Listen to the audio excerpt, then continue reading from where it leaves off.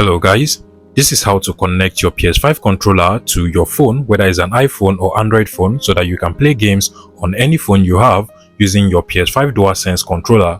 And the process is quite simple. First things first, you want to come over to your PS5 controller and then put it on pairing mode. The way you do this is to simply long press on the PlayStation button and the share button simultaneously for about 5 seconds. So just press the PlayStation button and the share button for 5 seconds, just like so, until you see the light on your PS5 controller blinking, just like so.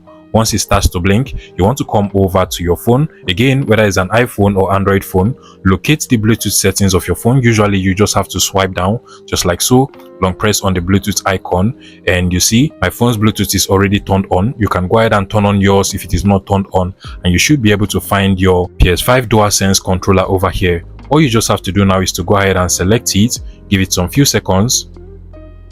If you did not see your PS5 DualSense controller, make sure it is currently blinking, and then once you find it, select it, then click on the pair button, and automatically your PS5 DualSense controller will be connected to your phone. This works perfectly well on both an iPhone and on an Android phone. Now I'll go ahead and play Fortnite on my Android phone over here, and you can basically see the gameplay as I will start playing it. As you can see, it works pretty well. I can go ahead and just play a game by clicking on the play button over here, just like so. Okay, so you can literally see I am currently playing Fortnite on my phone using my PS5 controller, and this works absolutely well without any problem. If you find this video useful, please make sure you smash the like button and subscribe to this YouTube channel for more interesting tech tips like this one.